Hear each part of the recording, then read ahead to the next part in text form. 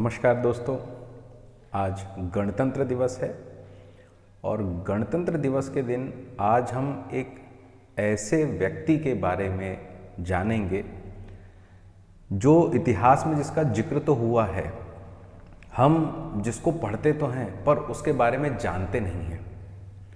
हमने पानीपत का युद्ध पढ़ा है, दूसरा युद्ध जो कि 5 नवंबर 1556 को हुआ था, जिसमें हम पढ़ते हैं कि बैरम खां ने हेमू को हराया। जी हाँ, हेमू, जिसे ये कहा जाता है कि दिल्ली पर अधिकार करने वाला पहला मध्यकालीन राजा था, जो लगभग 3 शताब्दियों के बाद दिल्ली पर जिसने अधिकार किया था। और दूसरी चीज ये कि भारत का अंतिम हिंदू राजा भी हेमू ही था। तो आखिर ये हेमू था कौन, तो इसके बारे में हम जानेंगे। आप देख रहे हैं जीएस गुरुजी और आज का हमारा जो वीडियो है वो रहेगा हेमू पर। तो शुरू करते हैं।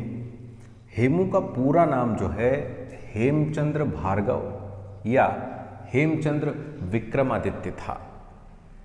मैं पहले भी बता चुका हूं कि हेमचंद्र ऐसा हिंदू राजा था जिसने विक्रमादित्य की उपाधि धारण की थी। इतिहास में बहुत कम ऐसे शासक हैं, 14 शासक जिन्होंने विक्रमादित्य की उपाधि धारण की थी, उसी में से एक हेमचंद्र भी था। इसका जन्म 1501 में अलवर राजस्थान में हुआ था और इसके पिता जो है ये पूरनमल थे, एक व्यवसायी थे।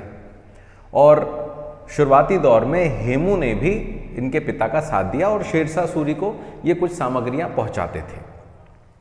शेरशाह सूरी ने हेमू की योग्यता को देखते हुए उसे दीवान का पद दिया। उसके पश्चात जब शेरशाह सूरी का उत्तराधिकारी इस्लाम शाह बना तो इस्लाम शाह ने भी उसकी योग्यता को सराहा और उसे दरोगा चौकी नियुक्त कर दिया। इससे प्रशासन में हेमू की जो पोजीशन है, जो स्थिति है, वो धीरे धीरे मजबूत होने लगी। इस्लाम शाह के बाद जब अगला उत्तराधिकारी आदिल शाह बना तो उसने हेमू को अपना वजीर ही नियुक्त किया। उसकी पूरी डिपेंडेंसी हेमू पर थी और इस प्रकार हेमू धीरे धीरे अपनी राजनीतिक कैरियर में बढ़ता चला गया। इसके पश्चात हमको पता है कि 1555 में जो हुमायूं है उसने सरहिंद और मच्छीवाड़ा का युद्ध लड़ा और उसके बाद दिल्ली पुनः प्राप्त कर लिया। इस समय हेमू जो है बंगाल में अव्यवस्था जो फैली थी उसको शांत कर रहा था।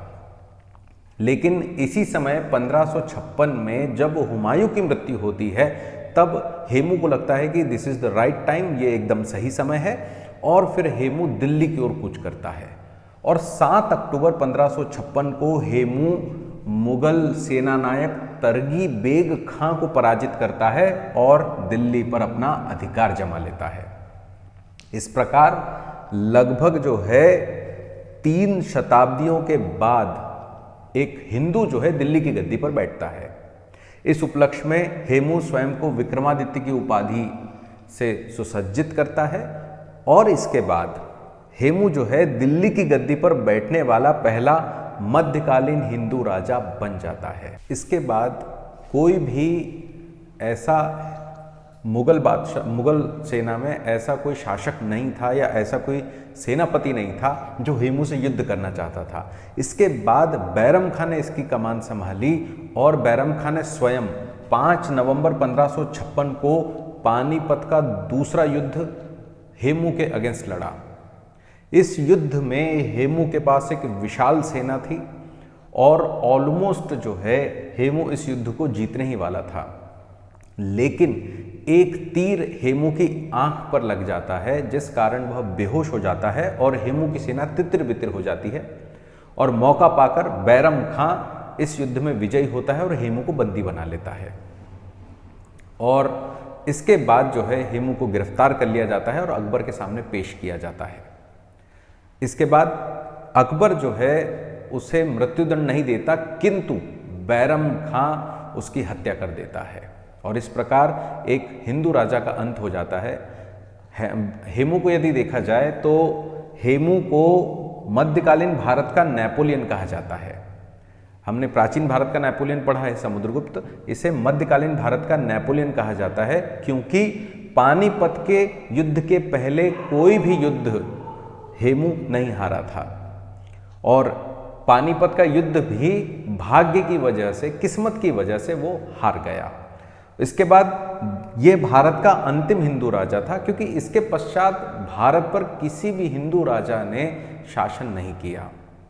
छोटी छोटी रियासतों पर किया था, लेकिन वो भी अंग्रेजों के अधीन ही थे।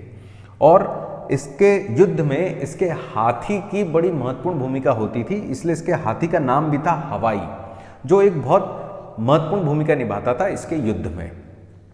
तो ये था हेमू, जो एक महान हिंदू राजा था, जिसने भारत दिल्ली पर और भारत के क्षेत्र पर कुछ समय तक अधिकार किया।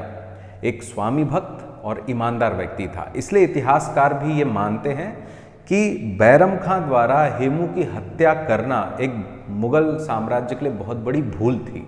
क्यों?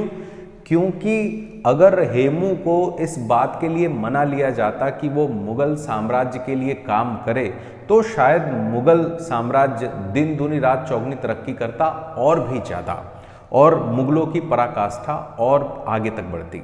तो ये था हमारा एक वीडियो हेमू पर। मिलते हैं अगले वीडियो में। अगर आपको ये वीडियो पसंद आता है तो प्लीज़ मेरे चैनल को सब्सक्राइब करें, इसे ज़्यादा से ज़्यादा शेयर करें और कमेंट जरूर करें।